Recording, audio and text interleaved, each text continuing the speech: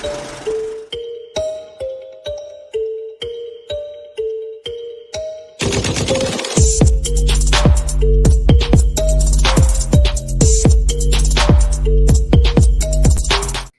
is going on, everybody, and welcome back to the absolute best show in all of pro wrestling and sports entertainment. You know we're talking about the Royal Rundown, the only show that has better music than Bobby Lashley's entrance music. That's us. That's the only one. This is by yours truly, SERG VICENTE, my sister from another Mr. Miss Drede. Miss Drede, what is going on? Welcome to the shizzo.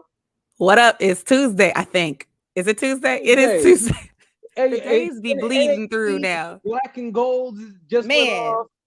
Because I don't care if anybody says that was Black and Gold NXT. Okay, Trips and HBK are out here doing the damn thing. Now, look, we're going to talk about some of the things that maybe some of us didn't enjoy this week. And everybody who is watching live right now on the Scrap News as well as the Fight Podcast YouTube page, thank you so very much for going ahead and watching.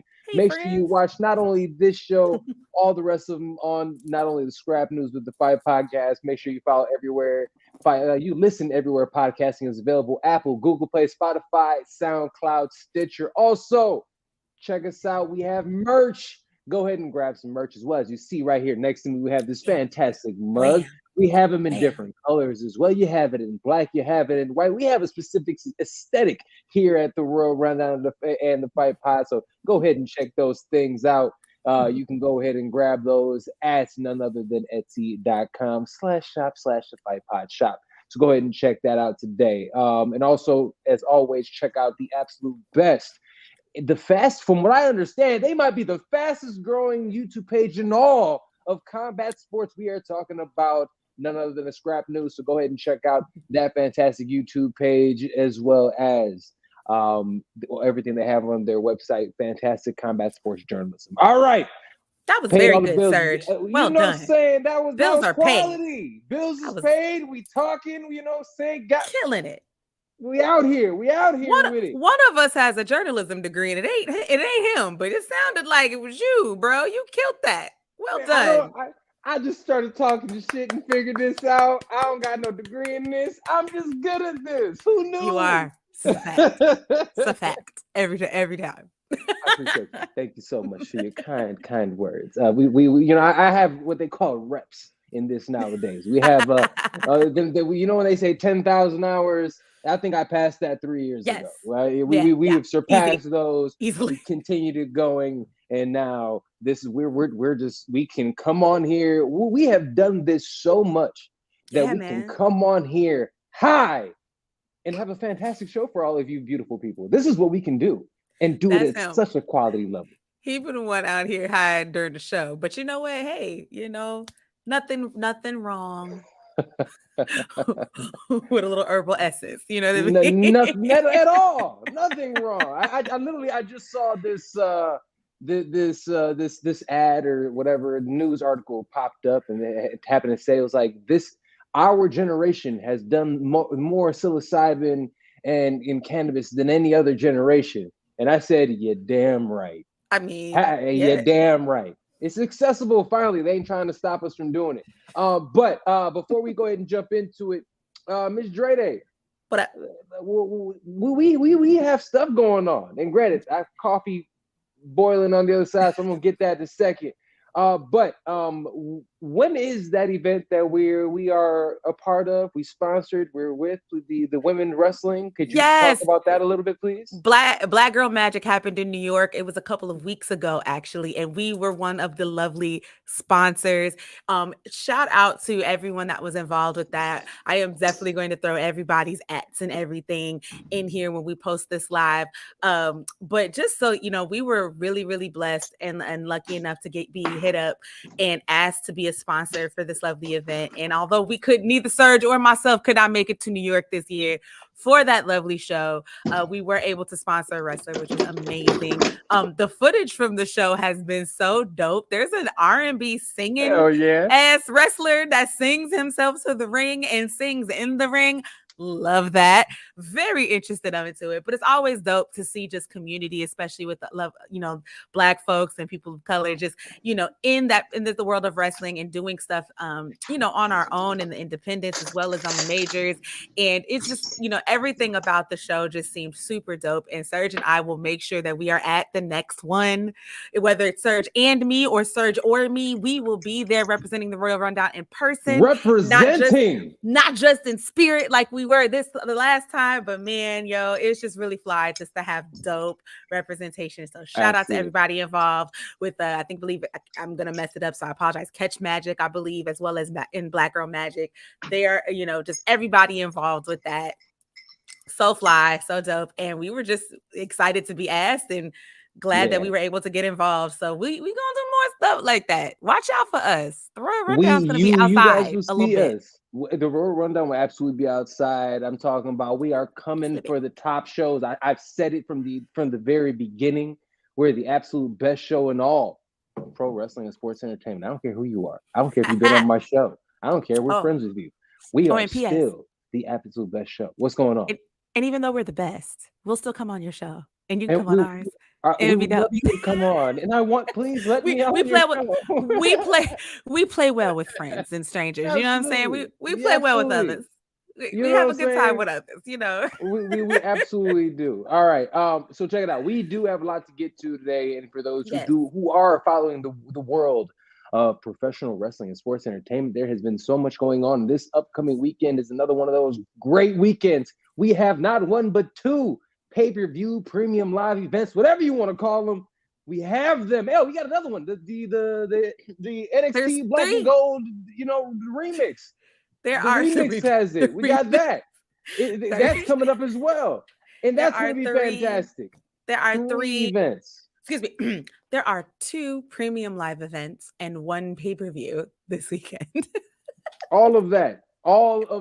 We have it, and it's going to be fantastic. I'm loving every bit of that.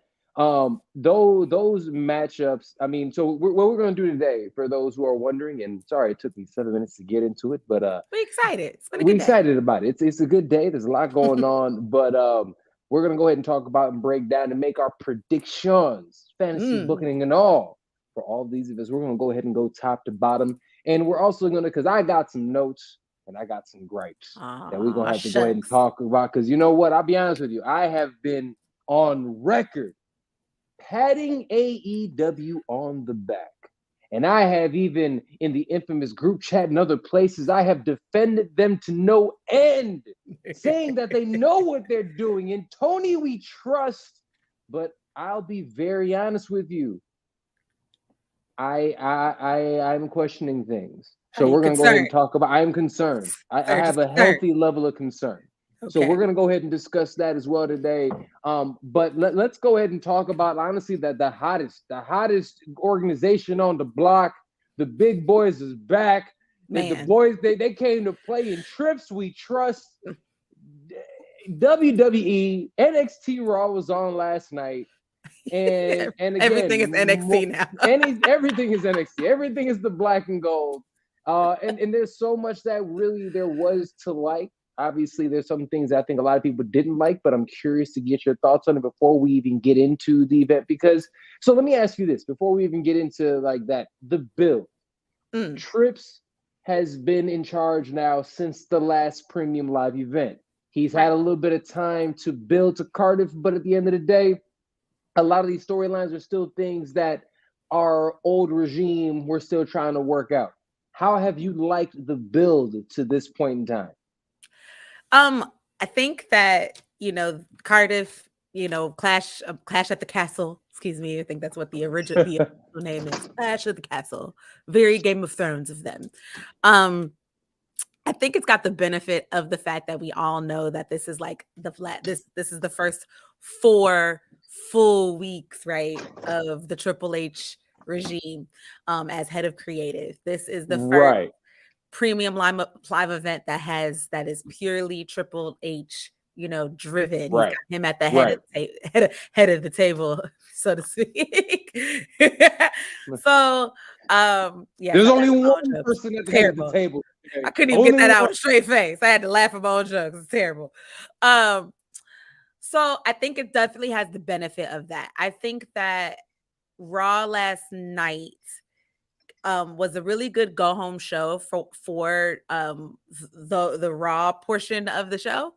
And I do think that I think it also has us all very like, we really don't know what's gonna happen. It's very hard to predict this show. Joe, we gonna get to NXT today We gonna get to dog, the black and gold, the remix. Son, my goodness. But I think that this is probably one of the first WWE shows, premium live events all year where we absolutely don't have a clue what's going to happen in terms of who's going to win, who's going to lose. Absolutely.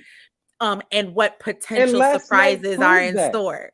And last night, I think, was like a sprinkling of so you think, Triple H is not afraid to go against what everyone on the timeline just knows is going to happen. Raquel Rodriguez, I think that's her new last name. It was Raquel Gonzalez, I believe, or if the other way around, I forgot now. And Aaliyah are now our women's tag team champions. I know that sounds terrible, but they are. They are women's tag team champions, and everyone going into that match, we all just knew Dakota Kai and Io Sky were going to be the new champions. They're the new kids on the block. They come from really good stock in NXT. They just returned after being gone. They're with Bayley, another major top tier star.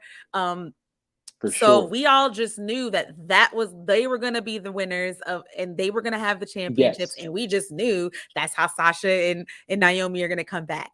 And Triple H said, you think you know, but you have no idea, and pulled a little swerve on us. And I think, I can't remember the last time I literally left a Raw with my mouth open like this. I was literally watching the TV like, that was my exact reaction. And then of course the infamous group chat went crazy. we went crazy. So I just really I love it. I love not being able to guess, because that makes watching the premium live events and in the pay-per-views or whatever, that makes it so much more interesting, because now you got to put your phone down. Yeah. Now with each match you got to pay attention. Now you can only tweet during the breaks. You know what I mean? Because you're too busy trying to watch what's happening.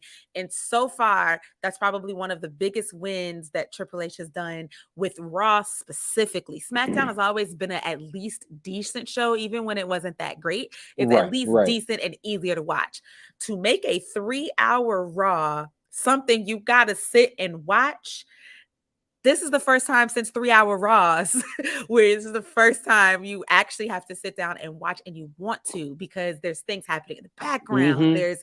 There's storylines dovetailing into each other. And so to answer, long story long, to answer your question, Clash of the Castle is setting up to be a really fun but unpredictable show, and that's cool. Like, that's what we all want. That's what we want to see. That's why we all watch this stuff. Yeah, you know what? You're absolutely right, because it was getting to a point where I think all of us, we were expecting specific things to happen. This is going to happen next, and we were pretty much spot on with every single one of them. Maybe a little bit left here or there, but especially with the Triple H era, it was interesting watching the timeline last night. People lost their minds. Like, they were like people are ready to throw out the baby with the bathwater type of shit. They were like forest for trees and all that. Terrible. They're like, oh my God, how dare you? You know what I'm saying? And I have to say this. Look, I don't think that tag team is a fantastic tag team. I think that they are meant to be transitional champions. Here's the thing. If we go back and even look at the matches, Aaliyah ain't even in half the match. She gets hurt and rolls off to the side, and it is literally Raquel Rodriguez picking women up and power bombing them left and right, just chucking bitches everywhere. She is just out here letting it ride, right? Not chucking bitches. she is. She's just out here just throwing mugs everywhere, whatever. She is. And when And we were looking at them against a team that is very good and technical. But a couple things I appreciate. When it happened, the first thing I thought of, I was like, well, how does this affect? Because it would have been easy with Sasha and Naomi, who are now, we're getting reports that are in the internal roster again, right? They've been off the internal roster forever. They are now officially back on the internal roster. So everybody's out there trying to figure out. We have been on this show saying they're coming back for it, not me specifically. Other people on this show are saying that they keep coming. They're going to come every week. They are popping up on the show. We need them back, G. We do. We've just been at our show. If you go back to our show for these weeks, we just be like, it's ever since they left, right? Yeah, hell yeah. Over here, like, gosh, you know what would make the women's division better? You know who we miss? And like, you know, I am very curious to see, like, again, with some developments in NXT tonight actually kind of have me thinking a little different right now too. Like, oh, there's some intricate ways NXT's in this very big unifying title situation, because they're unifying all of the NXT UK's titles with the NXT titles, and that's really what World's Collide on Sunday. Black and Gold, the remix today was good, which is really fly. And I know we have time to look, you know, we'll talk about that in detail, but I do think that there is a lot. I think I think Raquel and Aaliyah winning the women's tag titles does open up maybe more creative options than Sky and Kai, although it's just very interesting. That's all I'm going to say. I can't. This is the great part. I mean, our job on this show is to try to, guess and fantasy book and what do we think is going to happen. Right. And it's so cool because, like, this is probably one of the only outcomes we didn't even consider. We didn't go through. We didn't, honestly, because they weren't even supposed to be. I think, didn't they lose and they were out of the tournament? But then they came back in. I think it was Toxic Attraction that. Right. Yeah, that's right. True. So it was supposed to be them or whatever, and I'm cool with that. Whatever. But one thing we can see with them winning, I think they're going to be transitional champions. I think they're there for, they get the dub, and then when they come out there like, hey, we're the champs, we drop Sasha and Naomi, who scuffed them, and we keep the party going, right? Like, okay, what's the or? I'm here for it. Or so, and development. Spoiler alert, friends who did not watch NXT 2.0 tonight. The remix. NXT 2.0 / Black and Gold, the remix, whatever you want to call it today, because it was definitely a different type of NXT tonight. They're prepping for Worlds Collide, which is basically, all of the titles are up for grabs from NXT UK and NXT. They're unifying them. So all the champions for each brand are fighting each other to unify.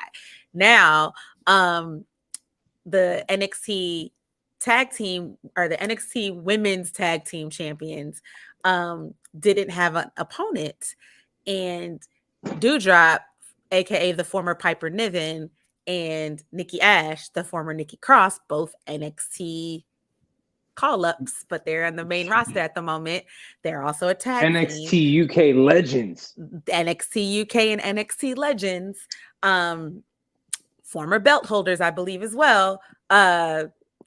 They came, and they're now challenging for the women's NXT titles, or tag titles, which, in my personal opinion, they have to win those, because the current NXT women's tag team champions aren't it for me. They're not doing it for me. I am sorry. I don't even know who their champions are. Who are the current champions? I am going to call them by their wrong names, because they've changed names. They're like Katana and something the other. Oh, is it the girl who be wearing the pajamas? No, that's somebody. No, okay. That's somebody else. Look, one of the girls used to be Casey Cotton Zera. I can't pronounce her last name. I am terrible, Lord. See, look, again, journalism major messing up. But whoever I will say this really, really quick. Speaking of NXT, and I know we're jumping around, and we have to get back to what's going on really fast. Though it seems as if Santos Escobar is getting the call up. And not only does Santos, it seems like the whole Legado de Fantasma is moving up with them. And I'm telling you one thing right now. I don't know if you guys haven't had the opportunity to, that you need to. You need to go out there and you need to check out the entrance, his last entrance when he came in against the last takeover event. Oh my goodness. Not takeover, whatever it's called. They don't call them whatever takeovers NXT. anymore, but yeah. With that last event like a week ago, whatever. It was great. Hit that entrance, that music hit. Yo, everything, the fit, the costume, the mask, and then taking it up. Look, yo, I spent the entire day watching Rey Mysterio and Eddie Guerrero content. All right, yo, that is the Suns. Yo, like what a fan! It's been a great day. It's been a great day. Oh my god, that's all I like. And I've said this before. Eddie's my GOAT, personally. Eddie Guerrero is my GOAT. Yeah, he's a GOAT. Like, and he's a lot of other people's GOATs. Yeah, and you can see him in so many wrestlers today. I would almost. Okay, I'm going to say something controversial. I do it all the time. Please do. I know, but I will preface. I think Eddie and Shawn Michaels, like in Shawn Michaels in his prime, I think Eddie and Shawn Michaels have the most sons out here in these streets. Like you have, like you can see them in more wrestlers today than probably any other past wrestler. First of all, everybody in AEW is either Triple H's or Shawn's son or HBK's sons, okay? Or Eddie's. You look, because if you go out there and you look at all of the Mexicans over there, every single one of them, or them or Ray's kid. Because all of them do. What is the Dark Triangle? Whatever those boys are. Death Triangle.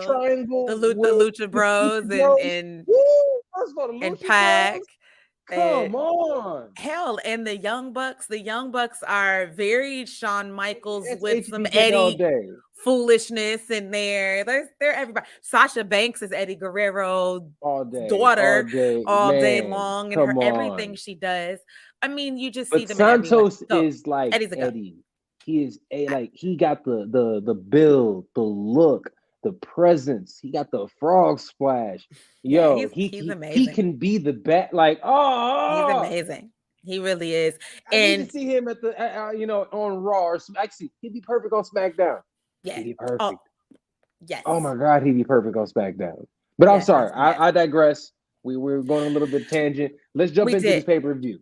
Let's do it. All I was saying is I can see if Nikki Ash and Doudrop beat the NXT the tag champions, and since it's not Toxic Attractions people, is it? It is not Toxic Attraction. It's that would make sense to me because they're good. Yeah, it's not Toxic Attraction. It's a different group. Casey from American Ninja Warrior. That's not her name anymore, Joel. Though isn't it like Katana or something crazy? Like they changed her name. And her partner, who I think they changed her name. When he said it's American Ninja Warrior Casey, I thought he was talking to somebody in the chat that I didn't see. I was like, I don't know. Casey. Her name used to be Casey Catanzaro or Constant. It's something very long. And then I'm terrible. I cannot think of her partner's name, but she's the black and Asian girl with the little twists in her hair. Anyway, but their partnership and they're cool and everything, but I just don't feel like they're not ready for championships just yet. And thank you, Joe. And you saw me struggling with that last name, child. It was bothering me. And then, but I'm gonna call Doudrop Piper and Nikki winning those titles, and then challenging Raquel and Aaliyah to merge because NXT does not need a women's tag team championship belt. No, the original women's tag team championship belts were supposed to go through all three brands in the first place. Yeah, so why not? I would love to see them merge Katana Chance and Caden Carter. Thank you, Joel. I couldn't get Caden Carter to save my life. Them the names right there. Them. They're fun. They're great. They're very athletic. They're very fun. But I just don't. I would rather see Piper and Nikki, Doudrop and Nikki as those, and then have Piper and Nikki are due. Yes, have them get their names back in the league. Yeah, all right, let's get Piper back because it sounds like what's it called? Butch is going back to Pete Dunne again, which I'm happy about. Like, let's have that. Like, he's turning that back. Give Let's Piper get her some of these. name Yeah, back, give please. Piper her name Get back. Nikki's cool. If Nikki want to be Nikki Ash or Nikki Cross, that's fine. But let's just Whatever. give them their Maybe stuff she just back. want to be Nikki. Who knows? Like, that's what she Just wants. That's give what's up. them their stuff back. They already kind of slowly giving them their attitude back, which I love. Which So I you can do already like. kinda, I the do swag like is that. already coming back. And then like I think that would be a really fun little situation between them and Aaliyah and Raquel. Boom, bow, That'd bam, be merge the great. titles. Let's do it. Yeah, let's do it. And then once that gets squared away, man, you drop Boss Glow back in the mix. Then Now you drop here, them. I will say this. I was so, and it makes sense too, because if you go out there, you have Nikki and Piper get that dub, right? And have the belts, they're already heels. Right. You can bring Boss Glow back as faces. It works. Happy days are here again. We keep it rocking. If you have either Io Sky and Dakota win, or try to say, I'm sorry, if you having the other two that are in the are Aaliyah and Raquel, their Right. faces, we drop, Sasha and them back. Now, granted, it's what I would prefer, but it you love a probably heel. isn't. It isn't probably the best move right now. SERG would have a roster full of heels, G, if you could. Heroes and anti-heroes all day long, and I would have a handful of faces, and they would just get bullied, and I would love it. And it would be the best story. So you're mid 2000s. I was gonna say you're mid 2000s Vince McMahon then, because all of the faces was stupid and terrible. And I loved it. It was the best time. It was the best of times. It was the worst of times. The worst of okay. Let's go down this card, Serge. Which card are we starting with? Are we going WWE? I don't have the card pulled up right now. Well, hey, go figure it out. What? Let's go ahead and figure that out. Where's my phone? Talk about something while I look up this card, Serge. Jesus. Oh, I could do that. Well, look. All right. Well, so let me ask you this: since we have it, I mean, we had some really talking about NXT. We had some people pop back up. Ricochet looks like he's going to go out there and have a thing with Carmelo Hayes, which I love. We're seeing that happening. Ricochet versus Carmelo Hayes. Come on, listen to me. Kiss. Listen to me. First of all, that should be happening on the main roster, but I'm not going to talk about it right now. 1000%. But I think the reason that it's happening is because that's what it's moving to. Fine, I'll take it. I think he's gone. I think Santos is gone. And I also think that, and we already know because that was already in the rumor mill that said it's going to happen within the next few weeks, is going to be Solo. Solo is going to join the bloodline. Okay. So that's all that's going to happen. Yeah. Second of all, WWE's Pretty Ricky, because we got two. We got WWE's Pretty Ricky. We got AEW's Pretty Ricky. Pretty Ricky Ricochet and Carmelo Hayes. I'm going to say it right now. They're going to put up a match in the year contender. Match of the year contender. That's going to happen. Absolutely. Yes. That's going to happen. That's happening at not even Classic. That's happening at NXT Worlds Collide on Sunday, which you and I both forgot was happening until today. Until all of a sudden, all these people just started popping up. Finn Balor comes up as Prince Devitt talking like, yo, like, not even in the weird, like I didn't see no blue lights. He wasn't talking in weird riddles and shit. He was in his all black though. He was in his all black though. I mean, but that's kind of his vibe. He's always kind of came with the black leather jacket. You know what I'm saying? So you had him. You know what I'm saying? There was a lot of obviously, Nikki and Piper, but Ricochet. But it was a really interesting NXT. All right, Rhea came through. I didn't even peep that. I wasn't paying attention. Rhea came through and reminded everybody. Good job. He got anniversary coming up. So good job, Serge. She did, and she reminded everybody that she was, first of all, NXT UK champion, women's UK champion, and she was an NXT champion. So Rhea's got a resume. Folks forget, but Rhea got a resume. I have the Clash at the Castle card coming up just for fun, friends, just so everybody knows we have Clash at the Castle. It is happening. This is, first of all, going to be, I didn't even know this, or I did know this because they said it a bazillion times, but it's just crazy to think about. This is the first show that they're having in the UK in 19 years since Insurrection. So we can, but we feel like going to Saudi Arabia every other month. Don't want to talk about that right now. That's insane. But the show is Saturday, September 3rd. I have the card pulled up. Serge, are you ready? Let's go. All right, I'll be this person today. I appreciate it. Serge, Yes. we're going to go bottom top, I guess. I don't know. Whatever way you want to roll. Actually, no, let's start. Let's start. Yeah, let's finish with the main event. Yeah. So we've got Edge and Rey Mysterio. Boo. Versus. I'm sorry. Go ahead. Whoa. I didn't say nothing yet. We have Edge and Rey Mysterio versus the Judgment Day, which composed of Damian Priest, Finn Balor. Well, Damian Priest and Finn Balor, which will be accompanied by Rhea Ripley. Accompanied by Rhea. I love it. I love it. Edge and Rey Mysterio will be accompanied by Dominic Mysterio. In the words of you, Serge, who you got? See what I did there? I laugh at my own jokes, y'all. So what we're saying, plug. There we go. All right.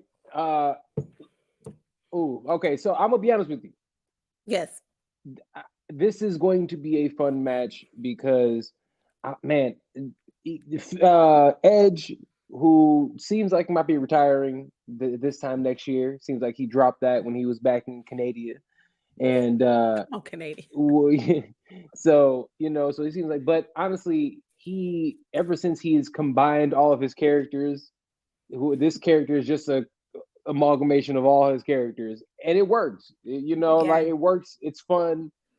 It's a good character. Rey Mysterio, the legendary Rey Mysterio, I think is wrestling as good as any wrestler right now. I mean, let's be honest, like that last match that every time I see him, it's like the match during his anniversary, whatever that was, of his 20-year anniversary, he wrestled so well. And everything was so sharp and so precise. It's so smooth. Oh, what the heck am I talking about? It was against the other great Finn Balor, who was about to be on the other side of this. Another all-time great who was amazing to watch perform. And honestly, I talk a lot of shit about Puerto Rican DJ, but Damian Priest, for those wondering who he's calling, because Serge got nicknames for every wrestler in the game. Puerto Rican Dwayne Johnson, Damian is what Serge calls Puerto Rican. Damian Priest, to be fair though, has been wrestling fantastic. He really has, and it seems like Judgment Day has really finally hit their stride. Yes. I'll be honest with you. Who is gonna win? Judgment Day is gonna win with the assist from Dom. Dom is gonna finally turn, because I saw him making sexy eyes on NXT Raw this past week. He was making them sexy eyes with the googly eyes. I've seen it because look, there's only one reason you let a woman beat your ass like that. It's because if you like her, okay, and if you like her, that's the only reason that it even makes sense with the storyline. He's like, "Hey, baby, I'll let you throw me around." What am I supposed to say in response to that? You're Serge, you're right. What am I supposed to say in response to that? That's what you're supposed to say. I'm right. My goodness. I'm right. Yes. Yo, Rashawn, what up? I agree. I think that Judgment Day is going to win with the help of a Dom Rhea situation. Yeah, just ship them together right now. Some Dom Rhea shenanigans. I believe that is absolutely going to occur. Could you imagine? Because you remember with the Rhea and the sister, they had the fake thing going on, right? Oh, Dom. Like it was. Yeah. Oh, yeah. They had the fake beef, right? Right. And then, could you imagine if Rhea actually in real life broke up with her dude and ended up being with Dom? How hilarious would this all end up being? I would love it personally. I personally would like it. I like that type of shit. But why are you like this, Serge? Because I watch Love Island. I don't know. Like, this should be fantastic. That's how you know he's in a loving relationship. He watches shit like Love Island. Look, I watch so much fights and violence. I need to balance it somewhere. That's fair. Okay. I watch MMA and boxing all week. That's my daytime job. And then I moonlight as a pro wrestling fanatic. Not Moonlight, just for every now and then. Next match. So we're both going with the Judgment Day by way of shenanigans of Rhea dominating Dom some kind of way. Yes, dominating Dom. Yes, Rhea Dom. Got it. All right, moving on. Man, speaking of that, Electra, whatever her name is from Legato, that woo. Don't you get in trouble over here on your anniversary. Relax. She is gorgeous. She is gorgeous. I can't. What are we on tonight? Lord have mercy. All right, moving on. Next match on the card is WWE Intercontinental Championship on the line. We have the WWE Intercontinental Champion Gunther, the former Walter, and versus Sheamus for the Intercontinental Championship title on the line.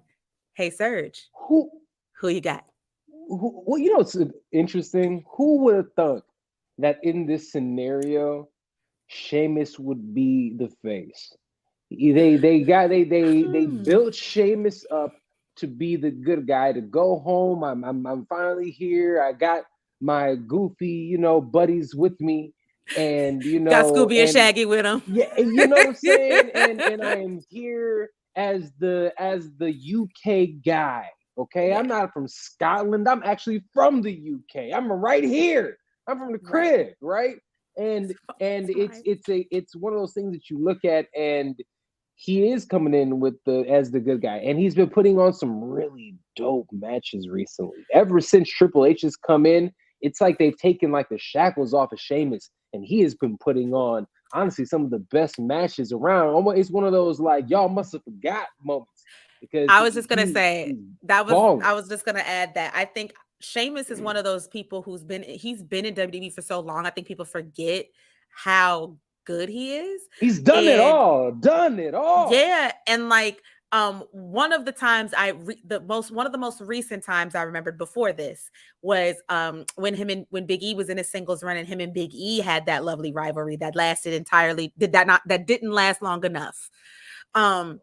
But it was hard hitting. They had that dope ass match where they was, white noising folks off cars and just taking bumps off of stuff and breaking glass. It was nuts.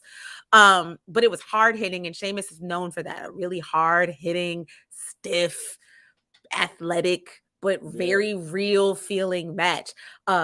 Gunther is known for exactly the same thing. We're about to see these two European buddies about to beat each other.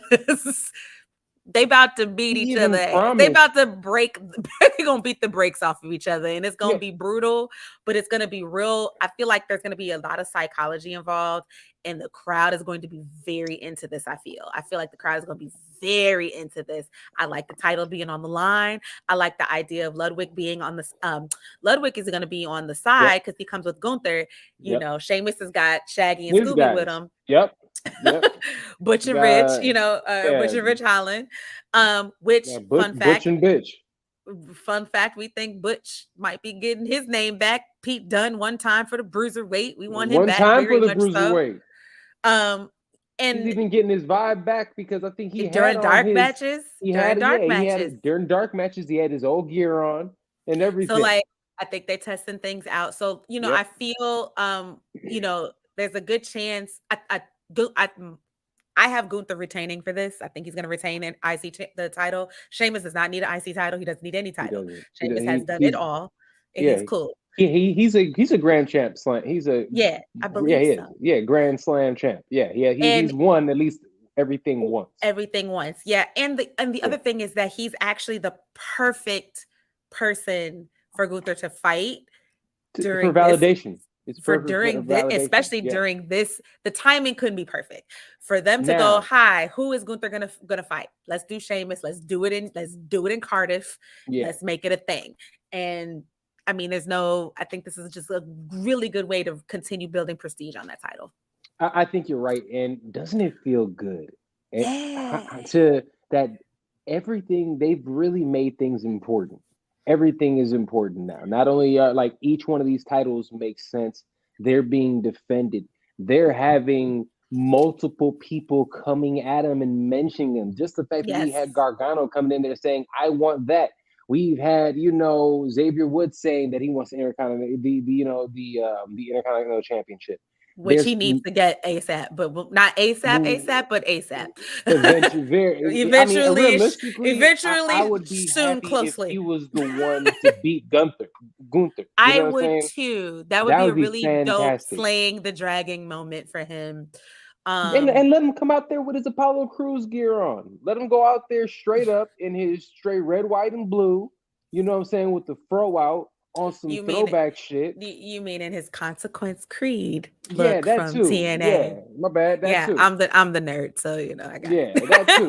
I got you with that. I appreciate that. But I'm gonna go with no. I want him in his New Day. I want him in his New Day stuff or his King Woods stuff. I want us to not forget that. We need to forget about that because that was.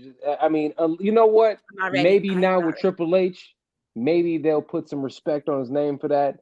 Because you know what? Okay, I'm gonna let it breathe.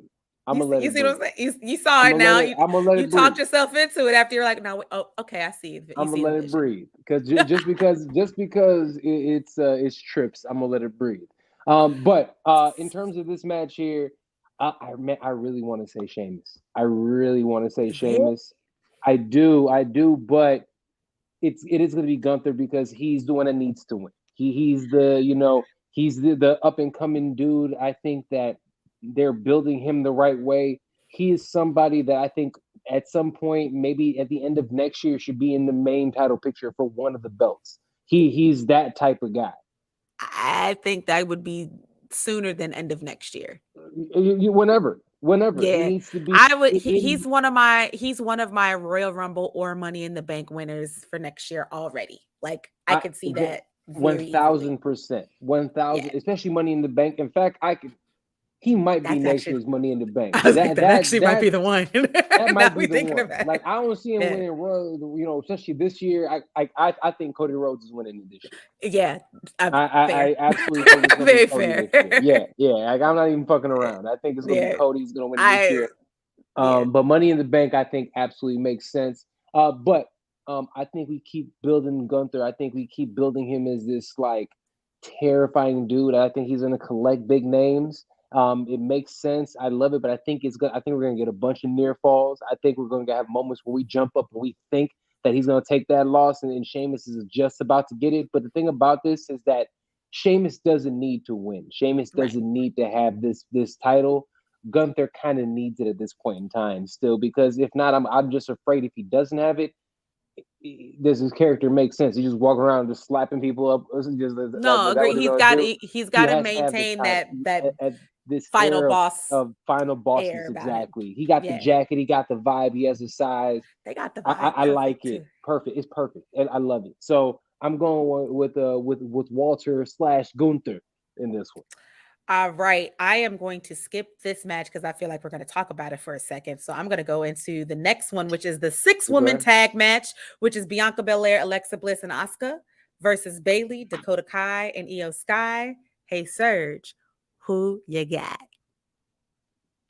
Not Skip. No, I'm going to say it's going to be Io Sky and them. You think it's Bayley, Io Sky? Bayley, Kai, and Sky.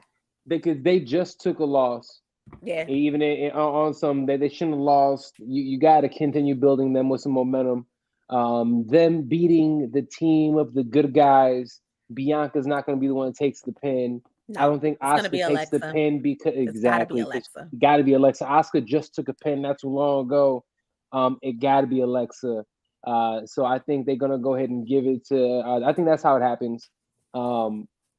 So yeah, that's what I think. I'm just not excited for this match because I think that them having them lose this match or lose last night, I think it diminishes what you want to do with them at this present moment in time. Right. It's like you'd had them lose, and it's just like, well, now they're gonna go in here against the people that we look at as the best people on the roster.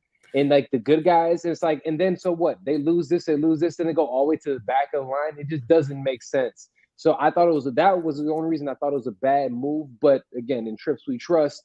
But I think that's why I think they definitely have to win this match. I call shenanigans. I think this is our match where the shenanigans occur. Shenanigans could be afoot. I can see that. I have two thoughts. Obviously this, we're think Sasha and Naomi are always close to our brains. Oh yeah. Sasha specifically for this one because of the Bailey connection. I agree with you. I think Bailey, Sky and Kai, they take the win. I think Alexa Bliss takes the pin. I think Alexa Bliss, this starts Bliss's heel turn, hopefully, so we can get a new. I hope she's better as a heel, because I'm telling you, this whole everybody, when I came back to wrestling, everybody told me about this Alexa Bliss. Okay, and they told me about Alexa Bliss. They told me about obviously the horsewomen, right? Right. And with the horsewomen, even though, for instance, Becky Lynch is somebody that I have said I think that she is only as good as her best competition, even though I think her last few matches, her big matches, she's proven that she's been you better. Liked her a lot better the last. I think she's starting to getting better, right? So I give her props for that. So I've seen and obviously Sasha, Mount Rushmore, you know what I'm saying? Bailey, fantastic. And thing about Bailey is that think about somebody that people always said that should never be, that she is such a great face. This person should never be a heel. And now look how great she is. She can be one of the best heels. She's fantastic. Charlotte is as great as Charlotte is. We already know, right? So we have that. But Alexa, to me, she's gonna have to show me something, yo. Because her and Alexa Bliss, the two of them, to me, it's like they are just totally just set up for teeny boppers. They got to be for the little girls who sell merch. That's the only reason they're here. Because aside from that, it's nothing else. I mean, that's a big part of what their characters are is merch. And you're talking about Liv. Yeah, you're right. Liv and Alexa, because you call them the same person all the time.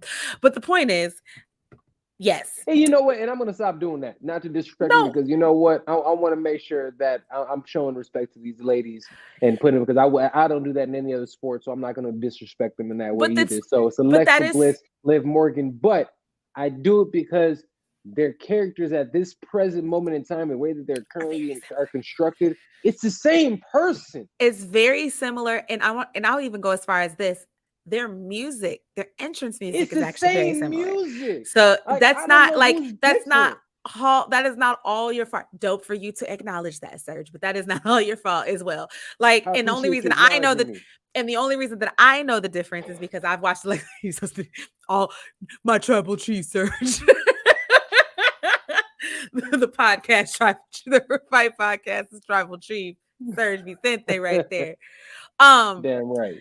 No, the only, and I won't say the only reason, but one of the big reasons I could tell the difference is because, again, I worked at NXT when Alexa was there and when Liv was still there, so I know the difference between them. And I remember when they had far different characters than they have right now, so I can tell the difference. But someone who just jumped in like you may not, might have a hard time telling the difference, and that is currently the problem. And look, also, for everybody just saying, we keep saying I just jumped in.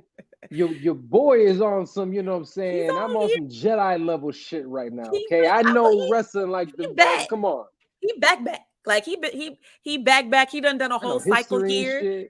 You two WrestleManias in? No, you one WrestleMania in, one WrestleMania cycle in. You 1.5 in actually now at this point. Good job. But I've watched them all. I've watched them all. I've seen it all. Yeah, he back. Every little bit. I know all. I listened to all the podcasts and stories. Went back, watched all the matches. I know. No, he be breaking it down and stuff. You know what I'm saying? Plus, he a whole MMA fighter, so you already know what he looking for. Anyway, I know exactly what I'm looking for. You know what I'm saying? I got you, bro, all day. Anyway, so we've got Bailey, Sky, and Kai. Come on, give it to him. Give it to him. For those listening on the podcast, Serge just gave you the I.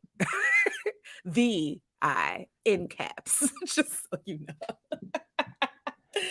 And I think that shenanigans are afoot in this. I am going to bring up another woman who is also missing, who has been missing since her wedding. You mentioned her because she is one of the horsewomen. We have not seen her in quite some time. Charlotte has been enjoying her life with Idolo. with Andrade El Idolo. She's been Having a good enjoying time. having a fantastic time. Having a good time. I'm just saying, I just feel her. I feel her spirit running around somewhere. I feel it. I feel it somewhere. We're gonna ignore that SERG dropped his camera. We ignoring that. We moving on. It's all good. Hey, man, All right. Let's do this. The Women's SmackDown Championship. I do find it interesting. Bianca Belair does not have a singles match in this one, but it's cool. I don't mind it though. I like that we're mixing it up. I like that it's 11-11, by the way, for those who care. Congratulations to all of you. I genuinely enjoy it. I don't think that our champions need to be on every paper or premium live event. I don't think it's necessary, and I think it's a great way to build up other people and honestly build up more storylines with champions, not just being like, who's next? You know what I'm saying? Fair. Like, I like seeing champions like, I'm with the homies. We're gonna take on you and your homies. Like, I fuck with that. And, that's it makes sense too, because they did interrupt Bianca, or the aftermath of Bianca versus Becky at SummerSlam or whatever. So it makes sense at least it makes sense. It's not just like we have nothing to do with Bianca, let's just throw in this. No, it actually makes sense storyline. Exactly. All right. So what we got the SmackDown Championship. Yeah, SmackDown Women's Championship. We have Liv Morgan versus Shayna Baszler, SERG, and Royal Rundown family who are watching live.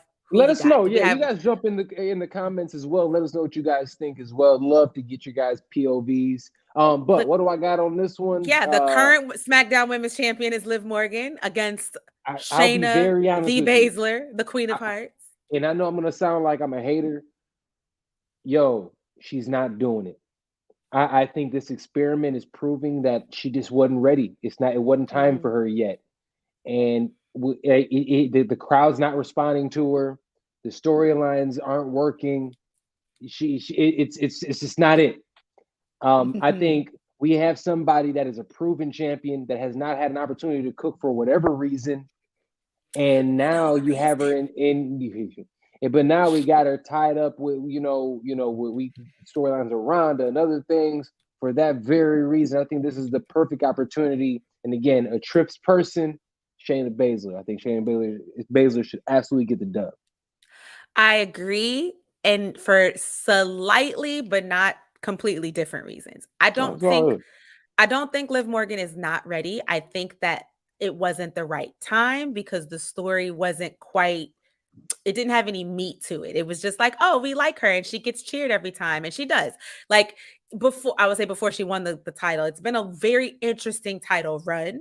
But before that, when she won Money in the Bank, that was a good choice, right? And then when she clashed it in, everybody was geeked and happy, and it got a very good reaction.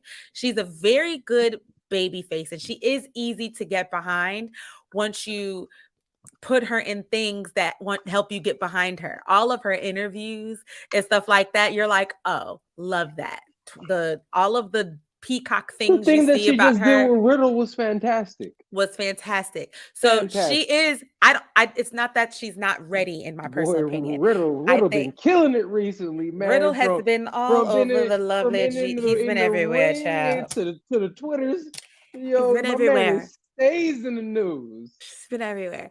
But I think Liv, I just think that this wasn't a Riddle, good. Live your life, my brother. I ain't hating on nothing. You do what you do, okay? I ain't mad at you. And if y'all don't know what we're talking about, just put Matt Riddle's name in your Twitter timeline and find out why he was trending. Look, hey, love is love, my brother. Do your thing. He's a free bird, as my friend Jason would say. He's a free bird, free spirit. Salute to you, my guy. Yeah, I just think I think that the setup for her title run and just this timing just was not right. So I think that she loses. I think Shayna goes over. I think Shayna gets her first, main roster title, which she absolutely deserves. She was a killer NXT Women's Champion. She's about to put on really great matches with a whole lot of women. I'm so sorry. I thought of such an inappropriate joke that I'm gonna have to send to the infamous group chat. And put it in the infamous group chat. Focus. I have to. I'm sorry. Please continue. You're the worst. But I think I agree with you. So let me get to the match. There's only 2 more left on the card so far. SmackDown hasn't happened because yet. We do want to talk about AEW today as well. We do. So we're definitely gonna touch on that. I am going to get to this though. There is a singles I'm match. sorry, and really quick, and everybody who's watching right now and who's sticking around with us, thank you guys so much for watching. You are currently watching the best show, the absolute best show in all of pro wrestling and sports entertainment. We are talking about the Royal Rundown, and check us out each and every week, usually on Tuesday. Sometimes we switch it up. Usually, you can also check us out everywhere podcasting is available: Apple, Google Play, Spotify, SoundCloud, Stitcher. Check us out there. You can listen to us there as well as see each and every one of our episodes, not only here on the Fight Podcast YouTube page, but as well as the Scrap News. Check out the Scrap News, the absolute fastest growing YouTube page in all of combat sports. Go ahead and check them out for honestly the absolute best in combat news, combat sports news and journalism. Check them out. All right. I'm sorry. Continue. Bills have been paid. Thank you, Sergio. That was amazing. Do what we gotta do. You know what I'm saying?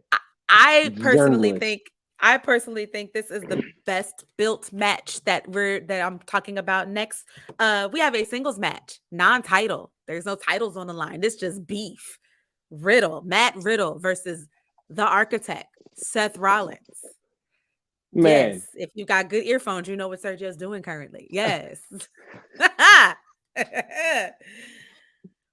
Sergio, take a breath and tell me who you got.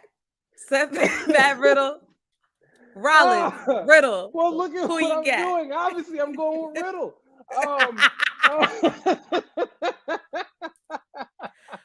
Well, the math just math. Now, didn't I'll be honest with you. I think they're gonna give it to Seth. I keep it a beam. I think Seth gets this one this time around. I think he's just taken too many L's recently in terms of premium live events, and you can't continue having a superstar. Now, granted, he doesn't need a win. He doesn't. He's that type of guy. But at the end of the day, you can't have your stars looking weak consistently. He's not a Sheamus. He is Seth freaking Rollins. Okay. Something Lopez. He's fantastic. All right. something Lopez. You are so stupid. I agree with you. And I am actually going to say he absolutely cannot take a loss. Like not now.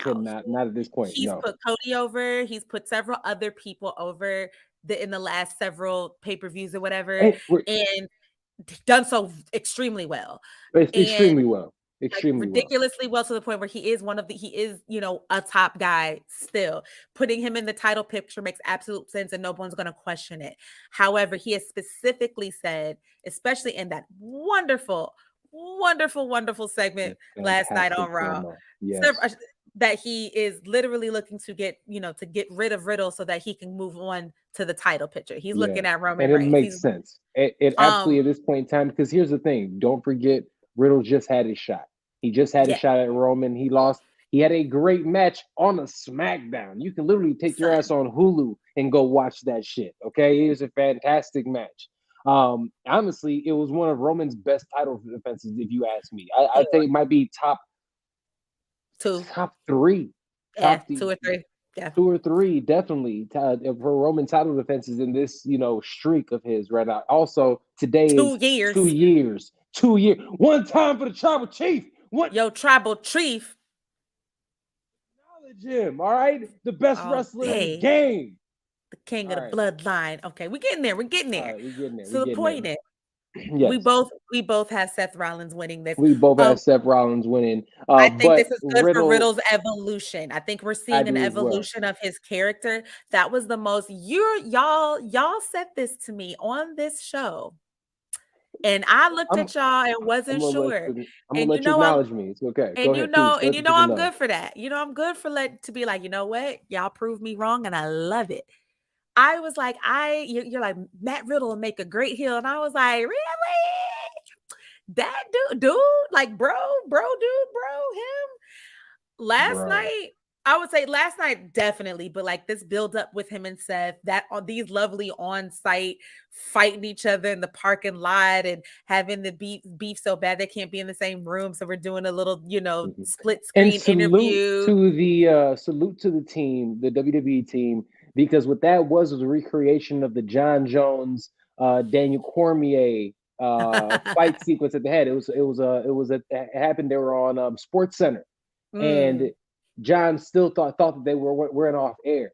And John looks at him and was like, "Hey, pussy, you still there? You hear me?" And dude's like, "Yeah." And so they went back and forth like that. So it's John Jones and Daniel Cormier have a moment like that. It was just a recreation of that moment. It was really dope. Callback. Thank you for the callback. All right, Serge.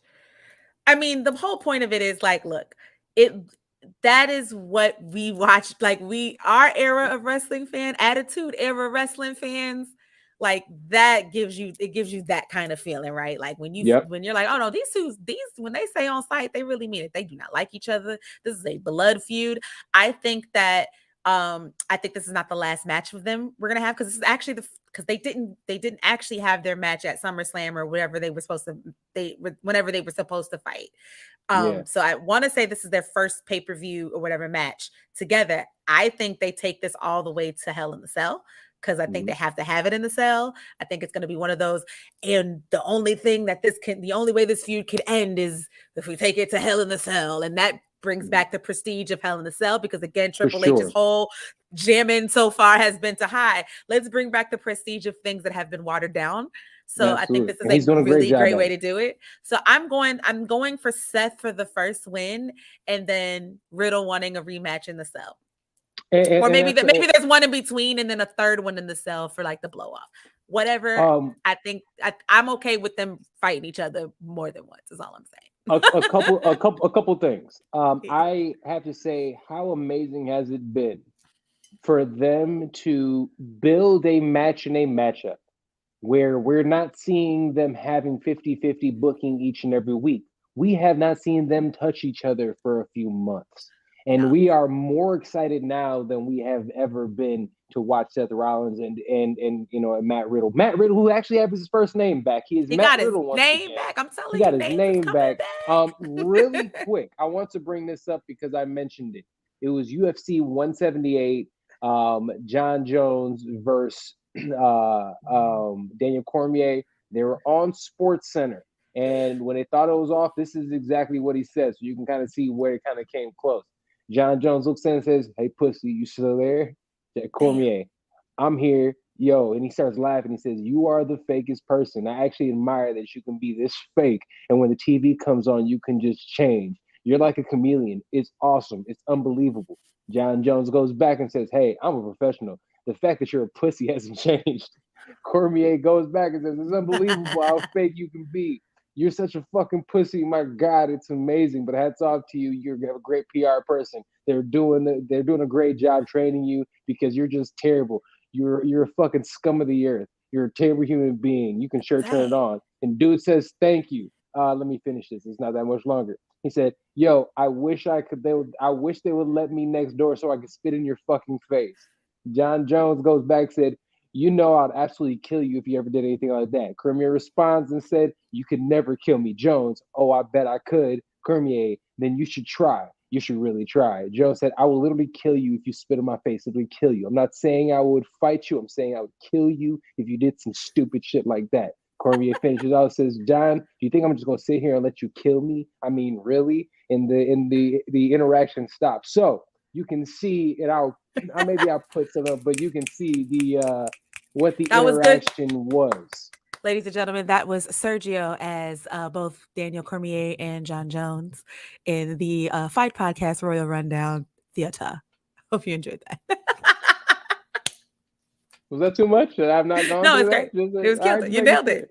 You nailed it. Sure. If you should tell me. I would have stopped. No, seriously.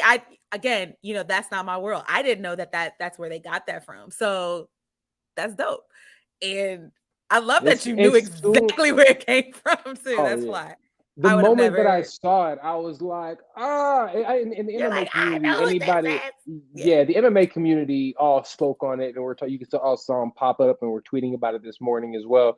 But it's definitely something that if you're in the MMA space, as soon as you saw it, you're like, oh, I love, and the fact that Riddle, a UFC guy, Riddle somebody who has had beef with John Jones, even who was a part. It's interesting to see that kind of come full circle in that clip, and it was really dope for that to happen. And professional wrestling loves MMA, and MMA loves Yeah, professional wrestling. So like they're very much cousins. You know what I mean? Especially with that. Yeah. So I'm not surprised. They might be kissing cousins, but they cousins. Come on, Targaryens. Game of Thrones reference. Love it. Now we're at the main event, ladies and gentlemen. Yes. Our tribal chief, the Universal Champion, the undisputed Universal Champion, excuse me, is going against Drew McIntyre in his homeland. Who you got, Serge? It's not really his homeland. It's interesting that we kind of said it. It's like it's like 3 countries away, but I mean, whatever. Homeland adjacent. Yeah. It's like if you're from Cali, you out here like, we're going to Florida. You're going to your homeland in Florida. I'm not from Florida, but that's what they're trying to kind of do. But we went on this tangent, and I definitely had some like important, like poignant shit to say. But it's okay. Hopefully, it comes back to me. I hope it comes back to me. But Serge, who you got? I know you not. I know you not. So check it out. This was the first time that I was really like, all right, this is where Roman's going to lose his belts, right? Mm-hmm. I was like, he's going to lose his belts, and I've been saying that for weeks. I thought Cardiff was when he was going to lose it, because it just makes sense. It's time. 200 thing. You got Theory in the background, Lumen still with the briefcase. So much shit going on, right? And Drew McIntyre, they're selling it. They literally, Cardiff is there because of Drew McIntyre. Drew McIntyre, the promos he's been killing. He is the video packages. The video packages, everything has been just A1 chef's kiss.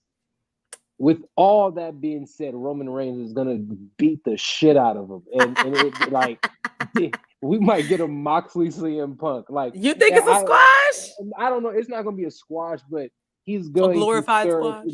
He's going to definitely win this match, and the reason I say that is, I think we're gonna get shenanigans. I think we're gonna get Karrion Kross. So much shenanigans. You see Karrion Kross stuff. I think there's gonna be all kinds of things going on. I think it's gonna be a great match. It's gonna be a hard-hitting match. I think it might even end up being one of Roman's top 3 defenses. But I think that Drew is not the guy that should take the belts off of him. I think the guy that I think is going to come back and win the Royal Rumble should be the guy that takes that belt off him. And I think that should be Cody Rhodes, personally. Good call.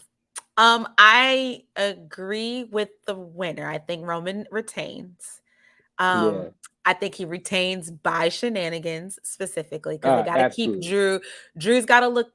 He's got to look strong, because we got to eventually get him a belt. On one. He gonna get one of them. Yeah, he gonna get one of them. I think he's in the running to get one of them, whichever one it is, right? But I think Roman wins. He retains by way of shenanigans. I also think we get the dovetail of, I think Karrion Kross and Drew McIntyre might go off to have a feud. Absolutely, 1000%. That's the next feud, is Karrion Kross and Drew McIntyre. And by the way, salute to Drew McIntyre for actually being funny for once, and on his Twitter dropped the hourglasses don't make the TikTok sound. That shit was hilarious. That's hilarious. That was hilarious. How did I miss that? That's hilarious. Oh man, you know what I'm saying? Because I'm a real wrestling fan now, folks. You are. I be busy. I be working, so I can't be on the timeline like that. Not no more. What I will say is, I think we're gonna get a situation where we're gonna have a really dope, I think, hard-hitting match for probably a good 15 minutes, and then shenanigans will be afoot for the rest of the 15, right? Yes. We're gonna get a cute little 30, I think a 20-30 for this, because I think the shenanigans are gonna be really almost too much, but it'll make sense. Like, I feel like we're gonna get a Karrion Kross and Scarlett situation where that's going to take Drew out of it. I think we're going to get a KO Sami Zayn bloodline situation. Because I think that's fantastic the next is Sami Zayn, KO, and the bloodline. Yes. First of all, everybody talking about like Roman has all the Infinity Stones. He needs one more Infinity Stone to be the wrestling and to really that wrestling GOAT. He's done it all. The one thing he needs to do, he needs to have his rock and sock moment. And I think he can currently do that right now with Sami Zayn. If he has a goofy thing too, and by the way, watching Roman Reigns without the bloodline humanizes him a little bit in a weird way, but also makes him like it gives you so much more to that character, right? He shows so much more. Listen, it's great. Joseph been in acting school, okay? And come on, well, my man was out here crying for you, know, for Jimmy. You know, like this whole 2 years has shown, like, you know, he wasn't at home just at home, and he was doing some work. He got him new teeth. He got a little acting. Yo, he had a bag of teeth fixed. Yo, I can't. Look, he got teeth fixed. I didn't even realize needed fixing. I was like, what? Where? I was so confused. The he moral really needs them joints fixed though, like low key, as another, you know, hey, my man, that took you to a whole nother level, my brother. I didn't even notice he was fine then. He is fine now, still fine. But anywho, that's just me. But my point is, you know, Roman Reigns is literally he's just hitting on all cylinders in all spaces, right? It's not, and although he's been champ for 2 years, like it doesn't feel right to drop it yet. Drew, and this is no disrespect to Drew. I think they built Drew to be a wonderful, credible opponent, especially for this premium live event. But I think Roman takes it. I think he takes it via shenanigans. I think it'll be hella entertaining and it'll be a blast. It's very funny you say that. I think that, I'll be honest with you, I think if Vince McMahon was still in charge, I think that Drew wins. Agreed. I think now, I think we're going to get much more storyline and much more. It makes sense. And I think that Triple H is looking at the opportunity and saying, you know what? We can really do something here and make it special. I would not be surprised if this was like a no contest to disqualification situation, something. Yeah. And we return to it. I think it's going to be shenanigans afoot. I would not be surprised. And the cool thing about this is that we've gotten so many definitive finishes in the last 4 weeks, 3 weeks, whatever it is with Triple H, that now a false finish, a disqualification, whatever, wouldn't piss us off because it will now have some sort of storyline relevancy. You know, I mean, there are going to be people pissed off regardless, but at the end of the day, storyline wise, it would make perfect sense for there to be a no contest or a disqualification because there's so many players in this storyline. So if there was gonna be one, a no contest or a non-finish, it would be this match because of the players, who they are and how many there are. No, it makes sense. It makes perfect sense. But yeah, I think we both rocking with the tribal chief on this one. I think he continues going forward. And look, I'll be honest with you. This is the strongest the bloodline has looked in a while. It doesn't make sense for them to take it away from them right now. And you said something earlier as well. I can't remember if it was on the show or on the chat. It makes it. The Usos will lose the belts before Roman loses the belts, and they absolutely should. It should be the downfall. Watching it slowly falling apart, them losing it, him losing it. Like I can see that. Or granted, you can throw it around the other way. And then having like a power structure going the other way. And like that would be a nice wrinkle to Roman's character, because if he loses his titles before the Usos do, then the only way he could get it, the only way he can feel like the head of the table is if he beats the actual head of the family table, which is Dwayne "The Rock" Johnson. I'm sorry. I'm just that would work. Maybe now, but it's. We still want Rock and Roman for Mania next year. That's all we want. You know, it's funny. I don't know why. I think it makes perfect sense, especially with this dude having his. First of all, when I realized that The Rock's career was only 6 years, if you really think about that, he had a 6-year career. That is it, and that dude made that big of an impact. superstar. Perfect timing. Light in the bottle. And I also heard Honestly, he somebody did. It was lightning in the perfect bottle. timing. Perfect timing. They needed somebody like that, and he fit the bill. Yeah. Somebody made it before we transition to AEW. We're gonna go through AEW pretty quick because I'll be honest with you, not looking forward to this one. I'll We be got to honest go with you. fast, okay? We Because go, yeah, we're gonna Royal rip Rundown through family, this thank one. you for hanging with us. We I have been appreciate talking y'all for some a time. little bit today, but This the pay-per-view gigantic shit, it'd be like episode. this. It'd be like Yes. this. Listen, there's so much going on. I'll say this. Somebody said, and I want to get your thoughts on this. Yeah. They mirror Roman's career with Stone Cold in the sense that it's a similar career because they both had long careers before they finally got to the character that made them blow up. The moment that Roman ended up having that spear on Bray Wyatt, that spear, and he came out, he flicked his hair back, and he had that shirt on, wreck everyone and leave. That was a different moment, and everybody was like, "Yo, what was Who that?" this guy? Right? Who this guy? And then for obviously Stone Cold was that infamous 316 moment, right? Mm-hmm. It's the thing how both of them. I mean, he had his Hollywood Blondes moments. He had all this other stuff. So they're mirroring the two, kind of careers, which is interesting when you really think about it. But if that was the case, Roman would have to. He still need another few years of just like straight dominance. Yeah, I feel like us trying to predict Roman's trajectory now until is so hard because it really just depends on what that man wants to do. Because let's be clear, that man can do whatever he wants at this point. Because if he go to Hollywood, he can go. He can do that now if he wants to. He could do it right now. I'm sure his agent is like, "Yo, hang tight." He said he want to wrestle for like another year or whatever it is. But seriously, and honestly, that's probably why his schedule's changing because he's probably starting to do other shit.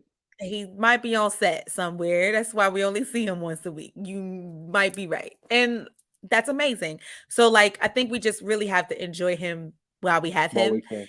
Okay.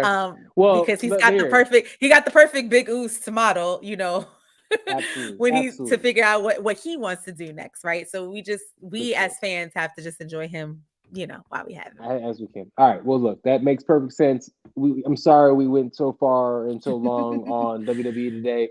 But I will say this before we get into what's this AEW all out. Yeah, there you go. This card is not very long. There's not many. Well, before we get there, I want to say this. Yes. I have praised AEW a lot over the last few months. Okay, and they have not been doing a good job recently. All right. Nothing, again, when we talk about things making sense, not a lot makes sense. They have a lot of talent that's not really being utilized right now. There is constant chatter and talk about real life beef that's happening. You have Eddie, Kingston going out there and getting suspended for punching Sammy, whatever. You know what I'm saying? You have all these things. He just mushed them. It wasn't they have all of these, but this was saying, so there's all these stories happening and coming out, and then again, the storylines and things like that just don't feel like they're coming together in the same way. And this is supposed to be one of their bigger events, their cornerstone events, and the build to this has been terrible. Like the fact that we don't have, the CM Punk getting squashed to, the Mox. How does that make sense when unless he's really injured going into this supposed to be your main event, right? Mm-hmm. So you miss me with that MJF or something else is coming up. That was a bad call. That was a bad move because now, honestly, you make him look extremely weak. And then I don't want to hear anything else about anybody else. And then again, who headlines this? We don't have a real women's champion. We have this 4-way event with people that are just extremely uninteresting. Well, 3 people that are uninteresting and Dr. Britt Baker. You know what I'm saying? You ain't even interested in Toni Storm? She not doing No, not really. No, not really. You haven't seen a lot of her though. I get that. I hope she proves me wrong. right? Yeah. You got Swerve and Our Glory, who I absolutely love, going against the Acclaimed. Where did that come from? They literally just saved them a couple days ago. That was So very how much does out of that nowhere. make sense? You know what I'm saying? How does that even make sense? They literally just, so it just feels like you throw it in there. Why are we not getting why is FTR dabbling with this trios tournament when we have newly crowned tag team champions? Like, that just, it doesn't make sense to me, right? Yeah. Like, yeah. I'm sorry, I who didn't want to else? get you up. Like, Yeah. again, who else? Like, we can go You down the just list kind of of names. hit the card up. So the real quick, and I'm Yeah. actually we'll do this one differently. I'm actually gonna say the card, and then we'll just talk about Yeah. matches that make Go sense, ahead. right? Yep, please. So we have a to be determined AEW World Trios titles match, right? So we're going to crown the new trios, the new trio titles joint. Kenny Omega and the Elite will definitely be in that match versus somebody else. Again, Dynamite is tomorrow, so we'll find out who the somebody else is going to be. Swerve and Our Glory, Keith Lee and Swerve Strickland are versus the Acclaimed. Obviously, Swerve and Our Glory is going to win that because, right? I'm scared. We'll talk about it. I'm not scared about it. No, I'm not. Makes me nervous. Swerve and Our Glory is definitely going to go ahead and win that. Like, they have to, especially when you just they didn't know they were going against the Acclaim till yesterday. Right. Like, you're not going to have somebody who just won the titles that are that over. Like, those two are the most over people in the company. Only people that are more over than them right now are Adam Page and Adam Cole Bay and FTR. And you have two faces. Like, that's two face teams facing each other too. So that's going to be a really tough one for the crowd unless somebody turns heel. And absolutely. I know and that's possible, and that could be fun. Here's my thing.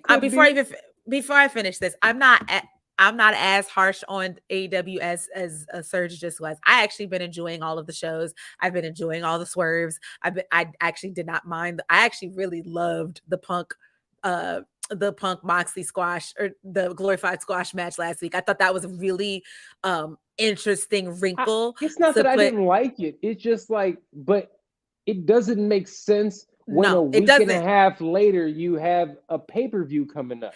Like, and that's my thing. Like, why would you do that? So my point is, yes, it doesn't make any sense to us right now. So my thing is that this company has built up so much good favor with me when it comes to closing off things. And so I'm not going to give them the harsh Vince McMahon eyes we were giving WWE for so long, because we knew, like, if you watch them, when X happens, you already know what Y is going to be. When blah, blah, blah, because we have been watching a Vince McMahon run WWE for a gazillion and a half years, right? We've only been watching a Tony Khan AEW for 3 and some change. So far, they have not had a bad pay-per-view.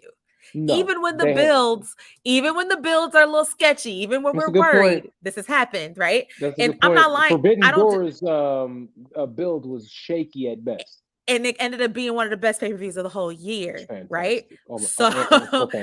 Didn't know who anybody was. I was just watching had a blast. Wrestling. Yes, it had a blast, right? Yeah. So my thing is, when a company builds up goodwill and they do something booking wise that I don't understand, we just did this with Triple H, right? Triple H has already built up goodwill with us, and we did not like their the women's tag team championship thing, but we're like, something's got to be in there, so we just gonna let it rock. So we gonna see, let it play out, right? As we say in the lovely wrestling community, let it play out.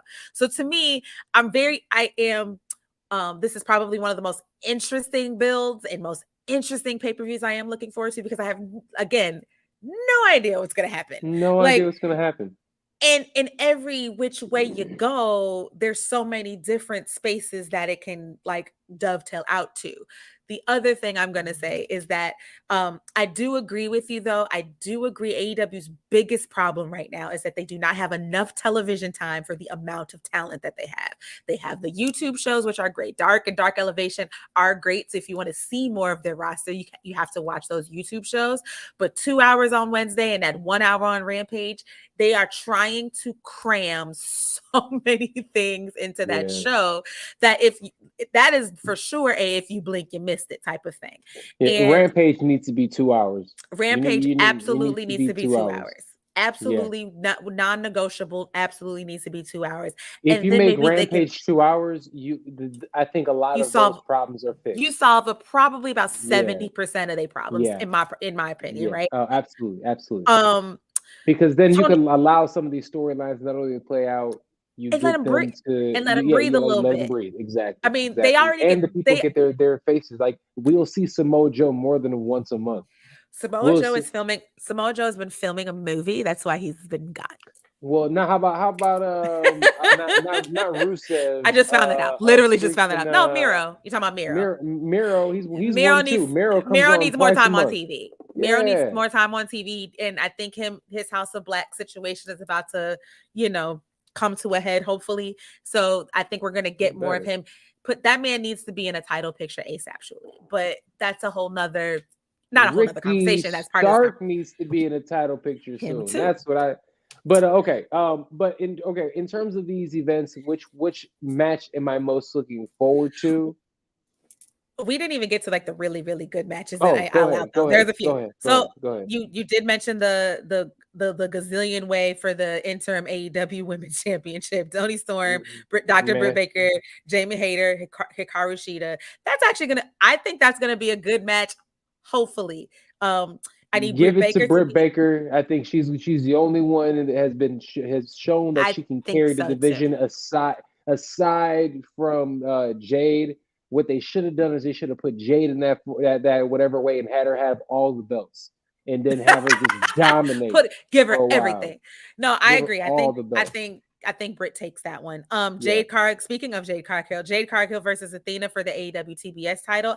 I think Jade wins, even though I would not be surprised if Athena takes it. I also think this is going to be this is going to be Jade's best match because Athena has been wrestling for quite some time. She's very good wrestler. She's gonna coach her, carry her along. I think this is going to be Jade's. I think Athena's going to carry it to her best match, and that's going to be dope. And I'm going to love it. And if it's bad, I ain't going to say it because Black Girl Magic all day. I don't care. It's going to be like, was it good? Absolutely. Absolutely. Did you see? I don't care what you saw. It was great. No, it was fantastic. That's all we care about. No, in real life, all jokes aside, Athena and Jade Cargill for the TBS title. It should be good. At All Out, that is dope, right? Like, let's just be clear. That is dope. Very dope. The Pinnacle, which is Wardlow and FTR.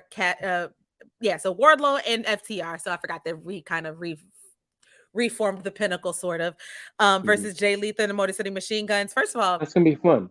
That's gonna be that low key insane. That has match of the night. That has match of the night material. Obviously, we want the Pinnacle to win that. Boom. Yes. Boom. My boy Brian Danielson, BD versus Chris Jericho, which was just added last week, which very much put my eyebrows out of my face. Fantastic. That's gonna be a good match. That's gonna be a great match. Pretty Ricky versus Powerhouse Hobbs. We're gonna go ahead and get that blood food moving and grooving. That's their first singles match, right? Together. It is necessary. And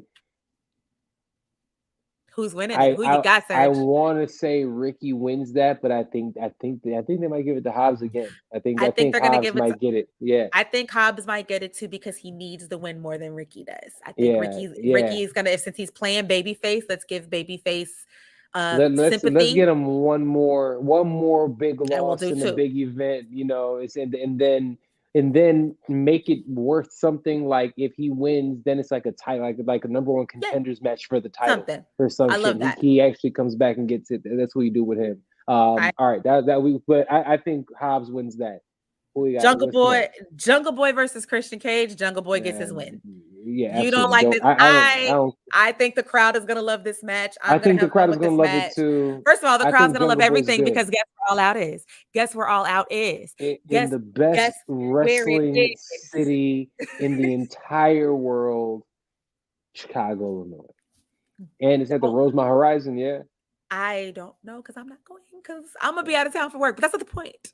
It's gonna be in Chicago. But it's gonna be fantastic. It's gonna be amazing. It's gonna be in the best wrestling city in the world, Chicago, Illinois. So we're gonna hear that. I love that. All right. And then we have the casino, and then we have the casino ladder match, which is like their Royal Rumble / Money in the Bank situation. And Okay. they don't have any people. They haven't listed who's going to be in that, which is interesting to me. That is interesting. Obviously, we have Dynamite tomorrow and Rampage on Friday, which means the card subject to change. Listen, Worlds Collide is on Sunday, so that is a 2 situation on Saturday with Cardiff, Clash of the Castle for WWE, which is in the afternoon, our time, US. Is that the whole card? That is the whole card that's listed. Oh, currently. cool. Perfect. Yes. So just to round it up, a lot of wrestling.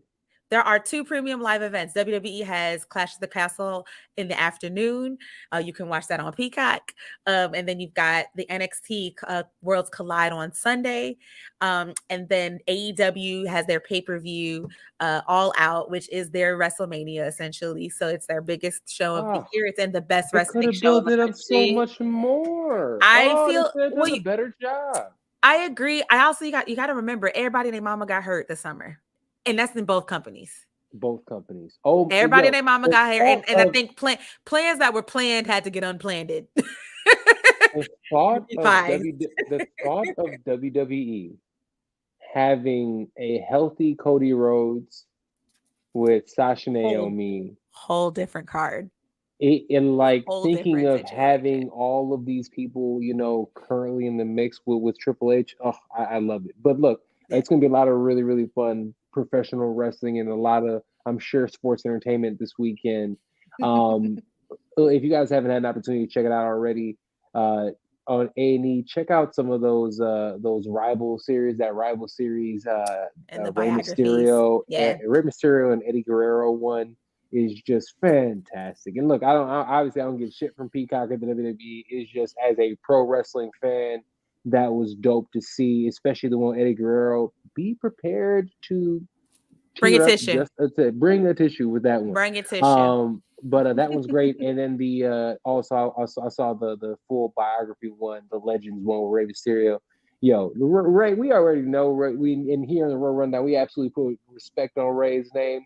But good God, boy, you gotta put some respect on that dude's name. That dude is the OG of OGs. Been doing it in training since he was 6 years old. Come on, son. Man. That dude is the dude. And the fact that think about it, he's been wrestling since he was 6 years old. That man is 47 right now. And he's wrestling with his 20-something-year-old son currently. In that same company. Like, that is a really dope legacy to leave. Yo, that joint made me actually put some more respect on Dominic's name, because I've been hard on Dom. I've been hard on Dom, and the fact that he ain't even been wrestling for, well, how old is Dom? Offhand, do you know? 24, 5. I think so. He only been wrestling for like 5 years, 6 years, like top 2.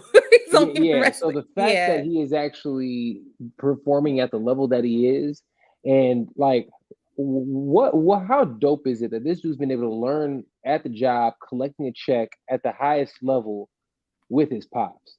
Like, Dominic Mysterio is 25 years old. He was born in 1997. So he's only been doing this for 6 years. A hot minute. For 6 years, because he was 19 when he came to his pops and said, "I want to try to do this." He's been on the main roster for at least 3. So come on, like, I guess 2020. Yeah, that's right. I'm gonna put some respect on his name. I'm gonna let you turn at least 30 till I'm really start complaining about you needing to be getting the gym and be a little bit more athletic looking. I want everyone to go back to old Royal Rundown episodes where a certain co-host might have told him to do exactly that. But I'm not saying I was right or I told you so. I'm just saying that I love it when folks come when they get it. Look. I didn't realize, like, I thought he was out there doing this from the jump like his pops. You know what I'm saying? And the fact that, like, he picked this up yesterday and he's jumping around, him and Bad Bunny, I give them both props. Okay.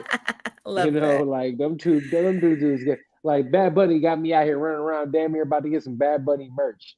All right. Serge about to go to wrestling school in 3 minutes. Just wait on it. Don't y'all let me really start getting paid to talk on this microphone like that.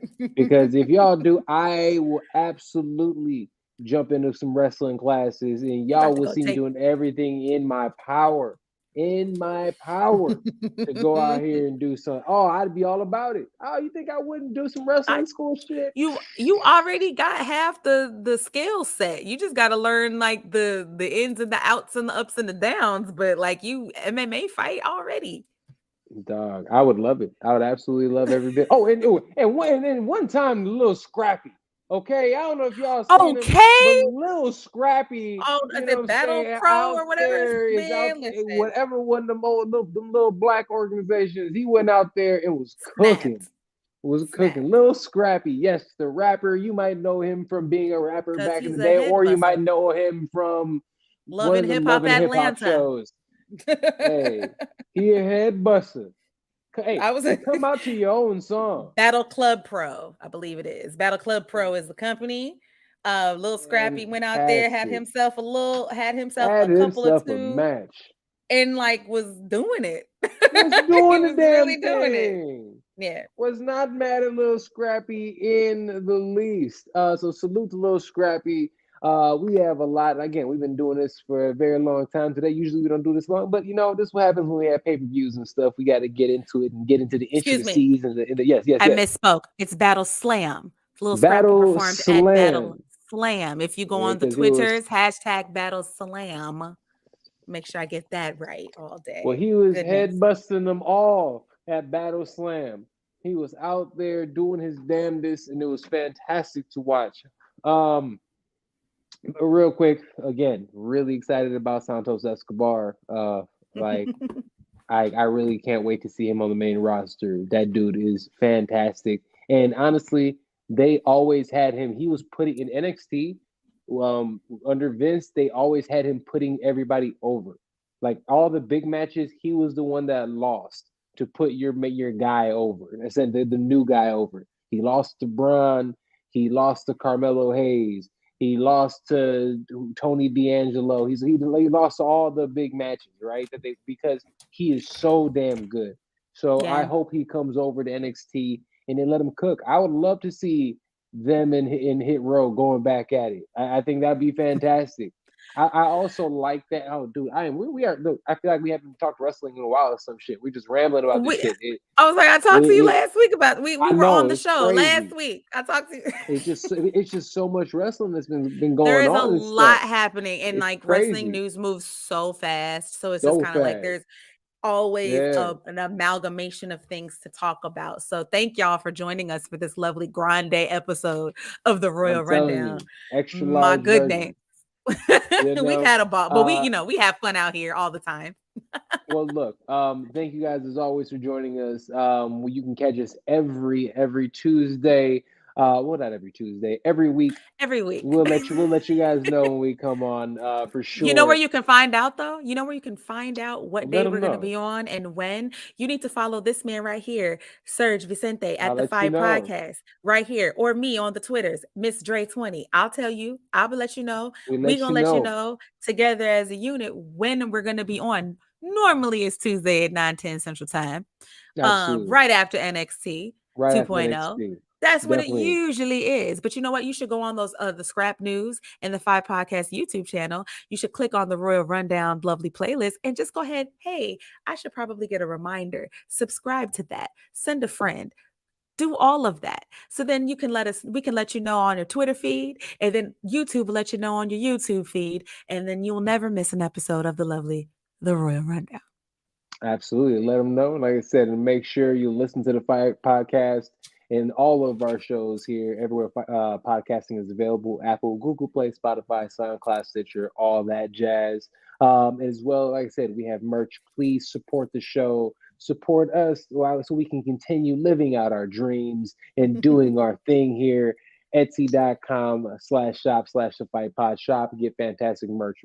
We have tees, we have hoodies, we have all kinds of dope shit. And them t-shirts is Go ahead dope, and and the sweatshirts are good all champion quality. brand. Everything is Everything is champion great. brand. We'll make sure we take care of y'all. So check that out. But before we let you guys go, we're always gonna leave you guys with this. Some people, each and every day listen to the Daily Stoics. Other people like myself listen to hip hop. And I have a different type of prophets and different type of poets and different type of philosophers And one of those philosophers is leads by the name of Fat Joe, and he's going to leave you with this today. Yesterday's price is not today's price. Yesterday's price is not today's price.